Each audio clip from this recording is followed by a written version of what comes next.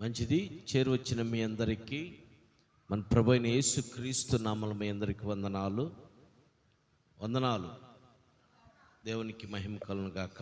దేవుడు ప్రారంభంలో భయంకరమైన ఎండగా ఉంది. ప్రారంభంలో దేవుడికి మొరపెట్టినప్పుడు దేవుడు చల్లదనాన్ని ఇచ్చాడు. దేవాతి దేవునికి కృతజ్ఞతాస్తుతులు చెల్లిద్దాం. అందరం హల్లెలూయా చెప్దాం. హల్లెలూయా. అవునా కాదా? ప్రారంభంలో ఎలా ఉంది? భయంకరమైన ఎండగా ఉంది. ప్రార్థన చేశాం, ప్రభా కొంచెం మేఘాలు అడ్డుపెట్టయ్యా అని. దేవుడు మొరవిని మేఘాలు అడ్డగిచ్చినటువంటి దేవుడికి కృతజ్ఞతాస్తుతులు చెల్లిద్దాం. మంచిది. మంచి వర్తమానం మనం వినటానికి ముందుకు వెళ్దాం. ఈరోజు దేవుడు నాతో సూటిగా మాట్లాడాలి అనుకున్నటువంటి వారు ఎంతమంది ఉన్నారో మీ కుడి హస్తాలు పైకెత్తండి. దేవుడు నాతో సూటిగా మాట్లాడాలని, నిజంగా మాట్లాడాలని ఇష్టపడతారా? మరి ఈ మాటలకు కూడా లోబడతారా? ఈ మాటలకు కూడా లోబడాలా? ఎందుకంటే దేవుని సన్నిధిలో ఒప్పుకున్నటువంటి నువ్వు లోబడటానికి ఏం చేయాలా? తీర్మానం చేసుకోవాలా. రైట్, చూద్దాము. ఆదికాండము 26వ అధ్యాయము 5వ వచనం చదువుదాం. మైక్లో చదువమ్మా. ఆదికాండము 26వ అధ్యాయము 5వ వచనం చదువుకుందాం. మైక్లో చదువు. ఏలయనగా అబ్రహాము నా మాట విని నేను విధించిన దానిని నా ఆజ్ఞలను నా కట్టడలను నా నియమములను గైకొనినని చెప్పెను. హల్లెలూయా, హల్లెలూయా, హల్లెలూయా. చూడండి ప్రియులారా, ఈ మాటలు మనం ఆలోచన చేస్తే, ఈ మాటలు మనం ఆలకించగలిగితే, ఈ మాటల ద్వారా దేవుడు నీతో సూటిగా మాట్లాడాలని నువ్వు ఆశపడి ఉన్నావు గనక దేవుడు ఈ మాటల ద్వారా నిన్ను సంధించి నిన్ను ఏం చేయాలా? ఆశ కలిగిన ప్రాణాన్ని తృప్తిపరచాలా. అంటే దేవుడు నీతో మాట్లాడుతున్నటువంటి ఈ మాటల ద్వారా వింటున్నా నువ్వు, ఈ మాటలను వింటున్నా నువ్వేం చేయాలా? నీ హృదయంలోకి వెళ్ళినప్పుడు నీ హృదయంలోకి వాటిని చేర్చుకోవాలా. విని వదిలేయకూడదు. సరేనా? దూరాన సమీపాన వింటున్న వారు, అలాగే యూట్యూబ్లో వింటూ చూస్తున్నవారు, దేవుడు నీతో కూడా మాట్లాడుతున్నాడు ఈ వాక్యం ద్వారా. నువ్వు జాగ్రత్తగా శ్రద్ధగా వినగలిగితే ఈ వాక్యము నిన్ను బలపరిచిద్ది. ఈ వాక్యము నిన్ను ఏం చేసిద్ది? నీ బాధల్లో నీకు నెమ్మదిని చేకూర్చిద్ది. చెప్పు హల్లెలూయా, హల్లెలూయా. ఎవరు ఏ బాధల్లో వచ్చి ఉన్నారో, ఎంతమంది బాధల్లో వచ్చి ఉన్నారో ఇక్కడికి ఎంతమంది వచ్చారు? ఏ బాధల్లో వచ్చారు? మీరు ఏ బాధల్లో వచ్చారు? నాకు ఒక బాధ ఉంది. మీకేం బాధ? నాకు ఒక బాధగా ఉంది. మీకేం బాధల్లో వచ్చారో? సరే, నా బాధ నేను ప్రభుకి అప్పగించుకున్నా.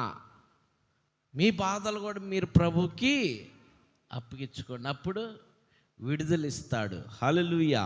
రైట్. చూడు, ఈ మాటలో ఉన్నటువంటి సత్యము మరొకసారి ఈ మాట మనం చదువుకోగలిగితే చదువమ్మా మరొకసారి ఈ మాట.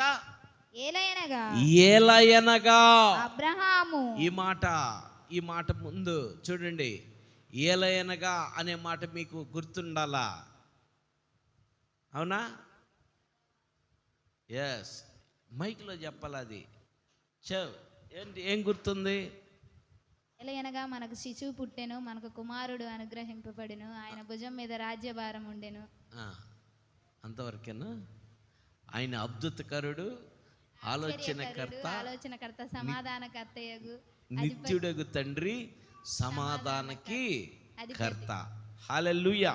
చూడండి, ఇప్పుడు సేమ్ వర్డ్ ఆదికాండంలో మాట్లాడినటువంటి మాట ఏలయనగా. చూడండి, చదువమ్మా. ఏలయనగా అబ్రహామునకు నా మాట విని, అబ్రహాము నా మాట విని నేను విధించిన దాన్ని నా ఆజ్ఞలను నా నా కట్టడలను నా నియమములను గైకొని నడిచెను. ఈ మాట ఎవరు చెప్పినట్టు? ఎవరు చెప్పారు ఈ మాట? ఎలా ఎలా చెప్పండి?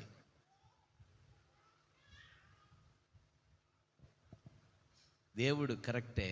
ఎలా? మీరు అంటే మీరు చెప్పిన మాట దేవుడు అన్నారు, నేను కాదు అని అన్నాం. సరే మీది ఓకే అంటున్నాను, ఎలా చెప్పండి? చెప్పాలా? చెప్పు, మైక్లో చెప్పు, పర్వాలేదు. నువ్వు తప్పు చెప్పినా పర్వాలేదు, రైట్ చెప్పినా పర్వాలేదు, కానీ ఎంకరేజ్మెంట్ ఇది అంతే. చదువు, చెప్పు. దేవుడు ప్రత్యక్షమై చెప్పాడు. ఎలా చెప్పాడు? ఎందుకు చెప్పాడు? అది కావాలి నాకు. సరే సరే వినాలా? ఎందుకంటే మీరు వాక్యం వింటూ ఉన్నప్పుడు మీకు వాక్యము బాగా అర్థమైద్ది అనమాట. ఇది లైఫ్లో అంటే మైండ్లోకి వెళ్ళిపోతే లైఫ్లో ఉండిపోయిద్ది. అబ్రహాము మాటని వాడాడు కాబట్టి దేవుడు అన్నారు కరెక్టే. చూడండి, అబ్రహాముకు చేసినటువంటి మేలుల గురించి చెప్పాడు. ఎవరో దేవుడు ఎవరితో చెప్పాడు? ఇస్సాకుతో చెప్పాడు. ఏమని చెప్పాడు? ఇప్పుడు చదువు. అబ్రహాము నా మాట విన్నాడు. ఎక్కడ విన్నాడు? నేను చెప్పిన దేశానికి వెళ్ళమన్నాడు కదా. నేను చెప్పిన దేశానికి వెళ్ళమన్నాడు. వెళ్ళమనడానికి ముందేం చేశాడు? అబ్రహాముని నా మాట వినమన్నాడు. అబ్రహాం విన్నాడా లేదా? ఏం విన్నాడు అబ్రహాము? అబ్రహాంకి ఏం చెప్పాడు? నీ స్వజనులను విడిచిపెట్టు, నీ తండ్రి గృహాన్ని విడిచిపెట్టు, నీ బంధువులను విడిచిపెట్టు, నీ దేశం విడిచిపెట్టు, నేను చూపించే దేశానికి వెళ్ళు అన్నాడు పిల్లారా. అప్పుడు అబ్రహాము విన్నాడు, బయలుదేరి వెళ్ళాడు. వెళ్ళిన దాన్ని బట్టి ఇప్పుడు చెబుతున్నాడు. ఎవరు చెబుతున్నాడంటే ఇస్సాక్కి, అబ్రహాము నీ తండ్రి అబ్రహాము నా మాట విన్నాడు. అబ్రహాము నా మాట విన్నాడు. అబ్రహాము నా మాట విని ఏం చేశాడు? వెళ్ళాడు పరాయి దేశానికి, నేను చూపించే దేశానికి.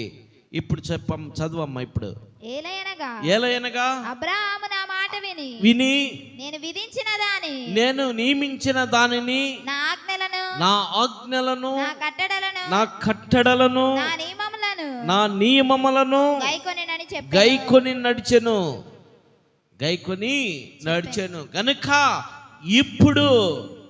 ఇప్పుడు నువ్వు కూడా వాటిని ఏం చేయాలా? గైకొనాలా, నీవు నడవాలా. చూడండి పిల్లారా, మొదటి వచ్చిన కాడ నుంచి మనం వస్తే ఈ యొక్క మాటకి ఆన్సర్ మనకు అక్కడ దొరికింది. చదువమ్మా. అబ్రహాము దినములలో వచ్చిన మొదటి కరువు గాక మరొక కరువు ఆ దేశంలో వచ్చెను.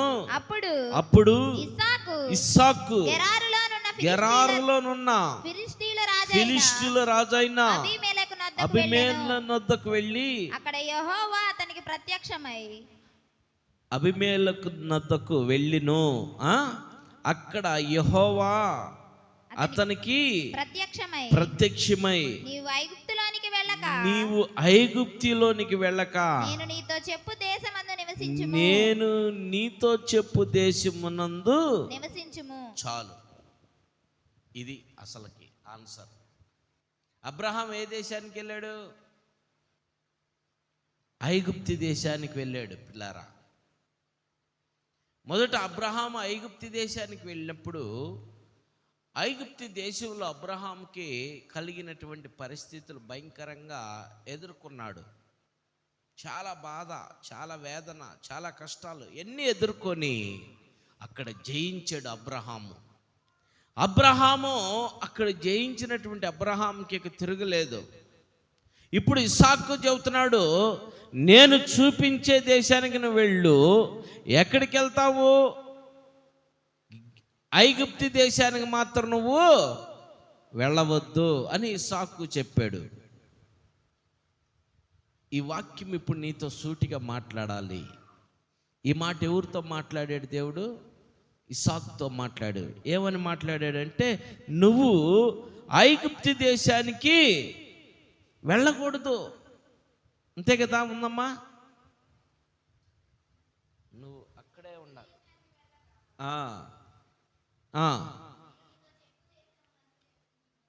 ఐగుప్తు దేశానికి వెళ్ళవద్దు. వెళ్ళక అనే మాట అంటే వెళ్ళొద్దు అని ఖండితంగా చెప్పాడు. నేను నీతో చెప్పు దేశములో నివసించుము, ఐగుప్తు దేశానికి వెళ్ళవద్దు. ఇప్పుడు ఈ వాక్యము నీతో సూటిగా మాట్లాడుతూ ఉన్నది. ఐగుప్తు దేశంలో 400 సంవత్సరాలు ఇశ్రాయేలీలు బానిసత్వంలో ఉన్నారు, ఫరో కింద. అక్కడ భయంకరమైనటువంటి పరిస్థితులు, విపత్తులు వాళ్ళు ఎదుర్కొన్నారు. వాళ్ళు ఎదుర్కొంటానికి కారణం వీళ్ళు చేసినటువంటి పని నిమిత్తమే. అబ్రహాంతో ముందుగానే చెప్పాడు దేవుడు, నీ సంతానం వారు నువ్వు ఏ రీతిలో అయితే నా కట్టడలు నా ఆజ్ఞలు నువ్వు అనుసరించి నడిచి గైకున్నావో, నీ సంతానాన్ని కూడా నేను వర్ధిల్లింపజేస్తాను. వాళ్ళు కానీ నా ఆజ్ఞలు నా కట్టడలు వాళ్ళు కానీ గైకొనకుండా ఉంటే 400 సంవత్సరాల ఐగుప్తు దేశంలో బానిసలుగా ఉంటారని ఖండితంగా దేవుడు చెప్పేశాడు వాళ్ళకి ముందుగానే, అబ్రహాంకి.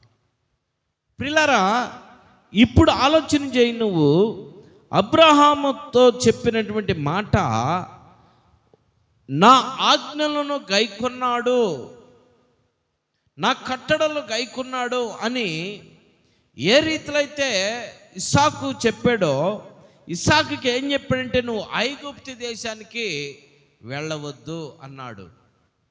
ఇప్పుడు సూటిగా దేవుడు నీతో మాట్లాడుతున్నటువంటి మాట, దేవుని సన్నిధికి, లోకంలోకి నువ్వు వెళ్ళవద్దు, దేవుని సన్నిధికే నువ్వు వెళ్ళు అని దేవుడు నీకు తెలియపరిచాడు పలుమార్లు. కానీ నువ్వు లోకం కోసమే ఎదురు చూస్తావు, లోకంలోనే తిరగటానికి ప్రయత్నం చేస్తావు, లోకానుసారంగా జీవించడానికి మాత్రమే తీర్మానం చేసుకుంటున్నావు. లోకం కోసం ప్రయాసపడుతున్నావు. నువ్వు లోకాన్ని విడిచిపెట్టకుండా లోకాన్ని ప్రేమిస్తున్నావు. నువ్వు లోకంలో ఏమున్నదో నీకు తెలుసు. లోకంలో ఉన్నదాన్ని నువ్వేం చేస్తున్నావు తెలుసా? లోకంలో ఉన్నదాన్ని నువ్వు కావాలని ఆస్వాదిస్తున్నావు. లోకంలో ఏముందమ్మా? లోకంలో ఏముంది? శరీరాశ, నేత్రాశ, జీవపుడము. ఈ ఎవరి వల్ల కలిగినవి? సాతానుడి వల్ల కలిగినవి, దేవుడి వల్ల కలిగినవి కాదు. లోకానికి నువ్వు వెళ్ళకూడదు, లోకంలో నువ్వు తిరగకూడదు, లోకానుసారంగా ఉండకూడదు. లోకులు ప్రియులారా, చూడండి ఎంత భావం ఉందో ఈ మాటలో. ఐగుప్తి అంటే నువ్వు ఆలోచించేయి, ఐగుప్తి అంటే లోకం. అంతేనా? అర్థమైందా? లైవ్లో వెళ్తుంది కాబట్టి విడదీసి చెవట్లా. అర్థమైందా? లోకంలో నువ్వు ఉండకూడదు. దేవుడు ఈరోజు నీకు సూటిగా నీతో చెబుతున్నాడు, లోకంలో నువ్వు జీవించకూడదు, లోకంలో కలిసి నువ్వు బ్రతకూడదు. ఆలోచించేయి నా ప్రియమైన సహోదరి సహోదరుడా. లోకములో నువ్వు జీవిస్తూ ఉంటే లోకం నిన్ను పట్టుకొని పీడిస్తూ పీల్చేసిద్ది. ఎలా పీల్చిద్ది తెలుసా అమ్మా? ఎలా పీల్చిద్దో నేను 2 మాటలు మీకు చెప్తాను. ఉదాహరణకు ఒకటి, మీ అందరికీ తాటికాయలు తెలుసు. తాటికాయలు తెలుసా లేదా? తాటికాయ కాల్చి ఇచ్చినాక లేక తాడి చెక్క ఇచ్చినాక అది ఇట్లా లాగంగా ఏమొచ్చింది? పీసు. ఆ పీసులో ఉన్నటువంటి సారం మొత్తం మింగి మింగి మింగి మింగి అది పసుపుగా ఉంటుంది. ఆ పండిపోయినాక పసుపుగా ఉండిద్ది. అది ఆ కంజీర్లాగా ఉండొచ్చు మ్యాక్సిమం. పసుపుగా ఉండిద్ది. అది పీల్చి పీల్చి పీల్చి పీల్చి తెల్లగా చేసి వదిలేస్తాం. ఏబుగారి జుట్టులాగా చేస్తాం. రైట్, ఊరక నవ్వుకుండా అని చెప్పినా సరే, అట్ట పీల్చేస్తాం.